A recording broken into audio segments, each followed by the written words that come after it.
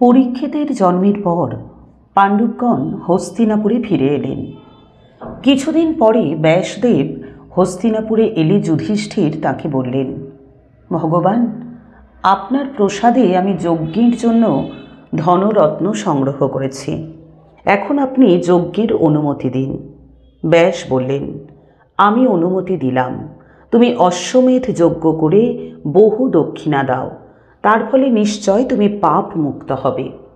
যুধিষ্ঠির কৃষ্ণকে বললেন, যদুনন্দন, তোমাকে জন্ম দিয়ে দেবকী সুপুত্রবতী হয়েছেন। তোমার প্রভাবে আমরা ভোগ্য বিষয় অর্জন করেছি। তোমার পরাক্রম এবং বুদ্ধিতে পৃথিবী জয় করেছি। তুমি আমাদের পরম গুরু, তুমিই যজ্ঞ, তুমিই ধর্ম, তুমি প্রজাপতি। অতএব তুমি দীক্ষিত হয়ে আমার যজ্ঞ সম্পাদন করো। কৃষ্ণ বললেন, মহারাজ, আপনি কুরু বীরগণের অগ্রণী হয়ে ধর্ম পালন করছেন। আপনি আমাদের রাজা ও গুরু।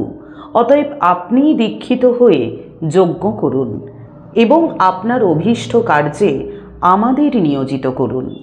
যুধিষ্ঠির সম্মত হলে ব্যাসদেব তাঁকে বললেন, পৈল, যাজ্ঞবল্ক্য ও আমরা তিনজনে যজ্ঞের সকল কর্ম সম্পাদন করব। চৈত্র পূর্ণিমায় তুমি যজ্ঞের জন্য দীক্ষিত হবে। অশ্ববিদ্যা বিশারদ সুত ও ব্রাহ্মণগণ যজ্ঞীয় অশ্ব নির্বাচন করবেন। তারপর সেই অশ্ব মুক্ত হয়ে তোমার যশ রাশি প্রদর্শন করে সাগরম্বরা পৃথিবী পরিভ্রমণ করুক। দিব্য ধনুর্বাণধারী ধনঞ্জয় সেই অশ্বকে রক্ষা করবেন। ভীমসেন ও নকুল রাজ্য পালন এবং সহদেব কুটুম্বগণের তত্ত্বাবধান করবেন। ব্যাসের উপদেশ অনুসারে সকল ব্যবস্থা করে যুধিষ্ঠির অর্জুনকে বললেন, মহাবাহু, কোনো রাজা যদি তোমাকে বাধা দেন তবে তুমি চেষ্টা করবে যাতে যুদ্ধ না হয় এবং তাকে আমার এই যজ্ঞে নিমন্ত্রণ করবে। যথাকালে যুধিষ্ঠির দীক্ষিত হয়ে স্বর্ণমালা, কৃষ্ণাজিন, দণ্ড ও ক্ষৌমবাস ধারণ করলেন। যজ্ঞের অশ্ব ছেড়ে দেওয়া হলো। অর্জুন শ্বেত অশ্বে আরোহণ করে সেই কৃষ্ণসার যজ্ঞাশ্বের অনুগমন করলেন। বহু বেদজ্ঞ ব্রাহ্মণ এবং ক্ষত্রিয় বীর অর্জুনের সঙ্গে যাত্রা করলেন। সকলে বললেন, অর্জুন, তোমার মঙ্গল হোক, তুমি নির্বিঘ্নে ফিরে এসো। ত্রিগর্ত দেশের যে সকল বীর কুরুক্ষেত্র যুদ্ধে হত হয়েছিলেন তাদের পুত্র পৌত্রগণ যুধিষ্ঠিরের যজ্ঞাশ্ব নেবার জন্য যুদ্ধ করতে এলেন। অর্জুন বিনয় বাক্যে তাদের নিবৃত্ত করার চেষ্টা করলেন, কিন্তু তারা শুনলেন না। অর্জুনের সঙ্গে যুদ্ধ করতে লাগলেন। অবশেষে তারা পরাজিত হয়ে বললেন, পার্থ, আমরা সকলে আপনার কিঙ্কর, আদেশ করুন, কি করব? অর্জুন বললেন, আমি আপনাদের প্রাণ রক্ষা করলাম, আপনারা আমার শাসনে থাকবেন। তারপর যজ্ঞীয় অশ্ব প্রাগ জ্যোতিষপুরে উপস্থিত হল। ভগদত্তের পুত্র বজ্রদত্ত তাকে হরণ করতে এলেন। 3 দিন ঘোর যুদ্ধের পর বজ্রদত্ত তার মহাহস্তি অর্জুনের দিকে ধাবিত করলেন। অর্জুন নারাচের আঘাতে সে হস্তিকে বধ করে বজ্রদত্তকে বললেন, মহারাজ, ভয় নেই, তোমার প্রাণ হরণ করব না। আগামী চৈত্র পূর্ণিমায় ধর্মরাজের অশ্বমেধ যজ্ঞ হবে। তার আদেশে আমি তোমাকে নিমন্ত্রণ করছি, তুমি সেই যজ্ঞে যেও। পরাজিত বজ্রদত্ত সম্মত হলেন। অশ্ব এবার সিন্ধু দেশে এলেন। সেখানকার রাজারা জয়দ্রথের নিধন স্মরণ করে ক্রুদ্ধ হয়ে বিপুল সৈন্য নিয়ে অর্জুনকে আক্রমণ করলেন, কিন্তু যুদ্ধে পরাভূত হলেন। তখন ধৃতরাষ্ট্রের কন্যা জয়দ্রথ পত্নী দুঃশলা তাঁর বালক পৌত্রের সঙ্গে রথারোহণে অর্জুনের কাছে এলেন। ধনু ত্যাগ করে অর্জুন বললেন, ভগিনী, আমি কি করব বলো? দুঃশলা বললেন, তোমার ভাগিনেও সুরথের এই পুত্র তোমাকে প্রণাম করছে, তুমি একে কৃপা দৃষ্টিতে দেখো। অর্জুন বললেন, এর পিতা কোথায়? দুঃশলা বললেন, তুমি যুদ্ধার্থী হয়ে এখানে এসেছো শুনে আমার পুত্র সুরথ অকস্মাৎ প্রাণত্যাগ করেছে। দুর্যোধন ও মন্দবুদ্ধি জয়দ্রথকে তুমি ভুলে যাও, তোমার ভগিনী এবং তার পৌত্রের প্রতি দয়া করো। পরীক্ষিত যেমন অভিমন্যুর পুত্র, এই বালক তেমন সুরথের পুত্র। অর্জুন অতিশয় দুঃখিত হলেন এবং দুঃশলাকে সান্ত্বনা দিয়ে গৃহে পাঠিয়ে দিলেন। যজ্ঞাশ্ব বিচরণ করতে করতে মণিপুরে এলো। পিতা ধনঞ্জয় এসেছেন শুনে মণিপুরপতি বভ্রুবাহন ব্রাহ্মণগণকে অগ্রবর্তী করে সবিনয়ে উপস্থিত হলেন। অর্জুন রুষ্ট হয়ে তার পুত্রকে বললেন, তোমার আচরণ ক্ষত্রিয় ধর্মের বহির্ভূত। আমি যুধিষ্ঠিরের যজ্ঞাশ্বের সঙ্গে তোমার রাজ্যে এসেছি, তুমি যুদ্ধ করছো না কেন? অর্জুনের তিরস্কার শুনে নাগকন্যা উলুপি পৃথিবী ভেদ করে উপস্থিত হয়ে বভ্রবাহনকে বললেন, পুত্র, আমি তোমার বিমাতা উলুপি। তুমি তোমার মহাবীর পিতার সঙ্গে যুদ্ধ করো, তাহলেই ইনি প্রীত হবেন। তখন বভ্রবাহন স্বর্ণময় বর্ম ও শিরস্ত্রাণ ধারণ করে রথে উঠলেন এবং অনুচরদের সঙ্গে গিয়ে অশ্বহরণ করলেন। অর্জুন প্রীত হয়ে পুত্রের সঙ্গে যুদ্ধ করতে লাগলেন। তুমুল যুদ্ধের পর অর্জুন শরবিদ্ধ ও অচেতন হয়ে ভূমিতে পড়ে গেলেন। পিতার এই অবস্থা দেখে বভ্রবাহনও মোহগ্রস্ত হয়ে ভূপতিত হলেন। মণিপুর রাজমাতা চিত্রাঙ্গদা রণস্থলে এসে পতি এবং পুত্রকে দেখে শোকার্ত হয়ে তাঁর স্বপত্নীকে বললেন, উলুপি, তোমার জন্যই আমার বালক পুত্রের হস্তে মহাবীর অর্জুন নিহত হয়েছেন। তুমি ধর্মশীলা, কিন্তু পুত্রকে দিয়ে পতিকে বিনষ্ট করে তোমার অনুতাপ হচ্ছে না কেন? আমার পুত্রও মরেছে, কিন্তু আমি তার জন্য শোক না করে পতির জন্যই শোকাকুল হয়েছি। আমি অনুনয় করছি, অর্জুন যদি কিছু অপরাধ করে থাকেন তো ক্ষমা করো। ইনি বহু ভার্যা গ্রহণ করেছেন, কিন্তু পুরুষের পক্ষে তা অপরাধ নয়। এইরূপ বিলাপ করে চিত্রাঙ্গদা অর্জুনের চরণ গ্রহণ করে প্রায়োপবেশন করলেন। এই সময় বভ্রবাহনের চেতনা ফিরে এলো। তিনি ভূপতিত পিতা ও জননীকে দেখে শোকার্ত হয়ে বললেন, আমি নৃশংস পিতৃহন্তা, ব্রাহ্মণরা আদেশ দিন আমি কোন প্রায়শ্চিত্ত করব? আমার উচিত মৃত পিতার চর্মে আবৃত্ত হয়ে এবং এর মস্তক ধারণ করে 12 বর্ষ যাপন করা। নাগকন্যা, এই দেখুন, আমি অর্জুনকে বধ করে আপনার প্রিয় সাধন করেছি। এখন আমিও পিতার অনুগমন করব। এই বলে বভ্রবাহন আচমন করে তার মাতার সহিত প্রায়োপবিষ্ট হলেন। তখন উলুপি সঞ্জীবন মণি স্মরণ করলেন। তৎক্ষণাৎ সেই মণি নাগলোক থেকে চলে এলো। উলুপি তা হাতে নিয়ে বভ্রবাহনকে বললেন, পুত্র, শোক করো না, ওঠো। অর্জুন দেবগণেরও অজেয়। ইনি তোমার বল পরীক্ষার ইচ্ছায় যুদ্ধ করতে এসেছেন। তার প্রীতির নিমিত্ত আমি এই মোহিনী মায়া দেখিয়েছি। এই দিব্য মণির স্পর্শে মৃত নাগগণ জীবিত হয়। তুমি পার্থের বক্ষে এই মণি রাখো। বভ্রবাহন তার পিতার বক্ষে সেই সঞ্জীবনী মণি রাখলেন। তখন অর্জুন যেন দীর্ঘ নিদ্রা থেকে জাগরিত হলেন এবং মস্তক আঘ্রাণ করে পুত্রকে আলিঙ্গন করলেন। উলুপি সহাস্যে বললেন, মহাবাহু ধনঞ্জয়, তুমি মহাভারত যুদ্ধে অধর্মাচরণ করে শান্তনুপুত্র ভীষ্মকে শিখণ্ডীর সাহায্যে নিপাতিত করেছিলে। আজ পুত্র কর্তৃক নিপাতিত হয়ে তুমি সেই পাপ থেকে মুক্তি পেলে। এই প্রায়শ্চিত্ত না হলে তুমি মরণের পর নরকে যেতে। ভাগীরথী ও বসুগণ তোমার পাপ শান্তির এই উপায় বলেছিলেন। দেবরাজ ইন্দ্র তোমাকে জয় করতে পারেন না। পুত্র আত্মস্বরূপ, তাই তুমি পুত্র কর্তৃক পরাজিত হয়েছ। অর্জুন বললেন, দেবী, তুমি উপযুক্ত কার্য করেছ। তারপর তিনি বভ্রবাহনকে বললেন, চৈত্র পূর্ণিমায় যুধিষ্ঠির অশ্বমেধ যজ্ঞ করবেন। তুমি তোমার 2 মাতা এবং অমাত্যগণের সঙ্গে সেখানে যেও। বভ্রবাহন বললেন, ধর্মজ্ঞ, আমি সেই যজ্ঞে দ্বিজগণের পরিবেশক হব। আজ রাত্রিতে আপনি 2 ভার্যার সঙ্গে আপনার এই ভবনে বিশ্রাম করুন। কাল আবার অশ্বের অনুগমন করবেন। অর্জুন বললেন, মহাবাহু, আমি তোমার ভবনে যেতে পারবো না। এই অশ্ব যেখানে যাবে আমাকে সেখানেই যেতে হবে। তোমার মঙ্গল হোক, আমি আর এখানে থাকতে পারবো না। এই বলে পুত্র ও 2 পত্নীর নিকট বিদায় নিয়ে অর্জুন প্রস্থান করলেন। যজ্ঞাশ্ব মগধে এলে সহদেব পুত্র অর্থাৎ জরাসন্ধের পৌত্র রাজা মেঘসন্ধি অর্জুনের সঙ্গে যুদ্ধ করতে এলেন, কিন্তু পরাস্ত হয়ে বশ্যতা স্বীকার করলেন। অর্জুন তাকে যজ্ঞে উপস্থিত হবার নিমন্ত্রণ করলেন।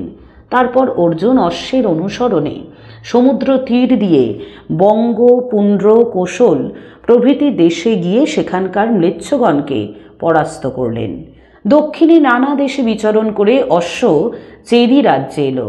শিশুপাল পুত্র সরব পরাজয় স্বীকার করলেন। কাশী, অঙ্গ, কোশল, কিরাত ও তঙ্গন প্রভৃতি দেশের রাজারা অর্জুনের সংবর্ধনা করলেন এবং দশার্ণরাজ চিত্রাঙ্গদ ও নিষাদরাজ একলব্যের পুত্র যুদ্ধে পরাস্ত হলেন। অর্জুন পুনর্বার দক্ষিণ সমুদ্রের তীর দিয়ে চললেন। দ্রাবিড়, অন্ধ্র, মাহিষক ও কল্লগিরিবাসী বীরগণকে জয় করে সুরাষ্ট্র, গোকর্ণ ও প্রভাস অতিক্রম করে দ্বারকা এলেন।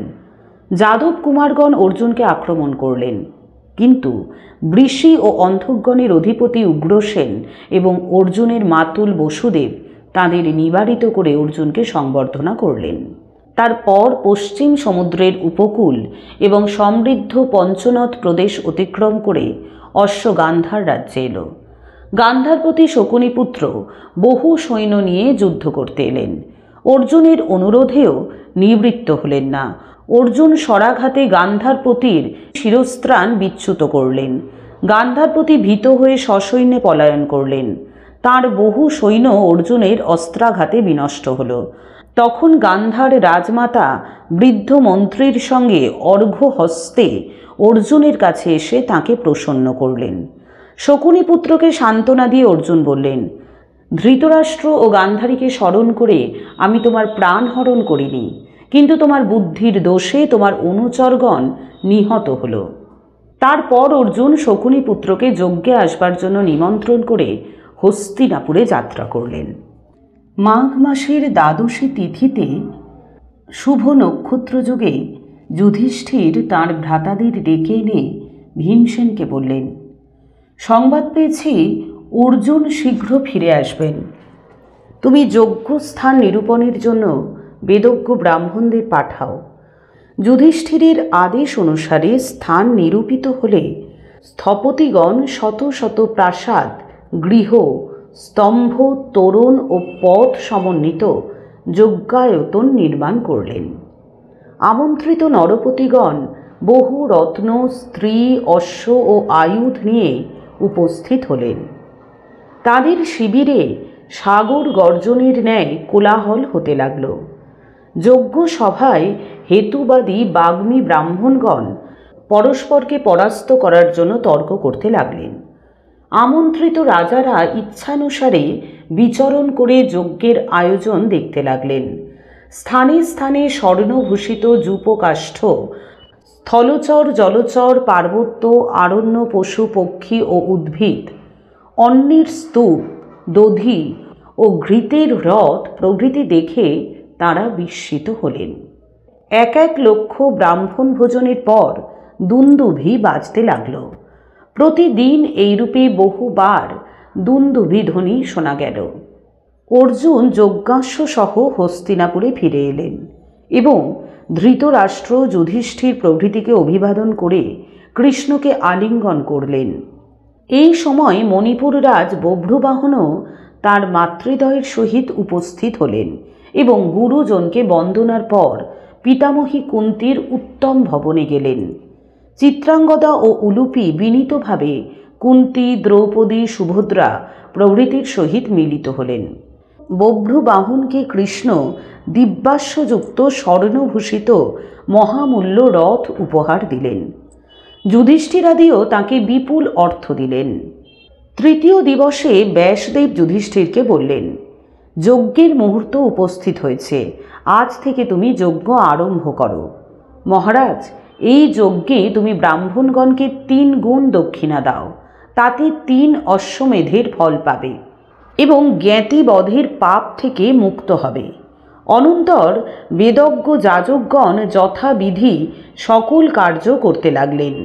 বিল্ল, খদির, পলাশ এই 3 প্রকার কাষ্ঠের প্রত্যেকের 6, দেবদারুর 2 এবং শ্লেষাতক কাষ্ঠের একটি যূপ নির্মিত হল।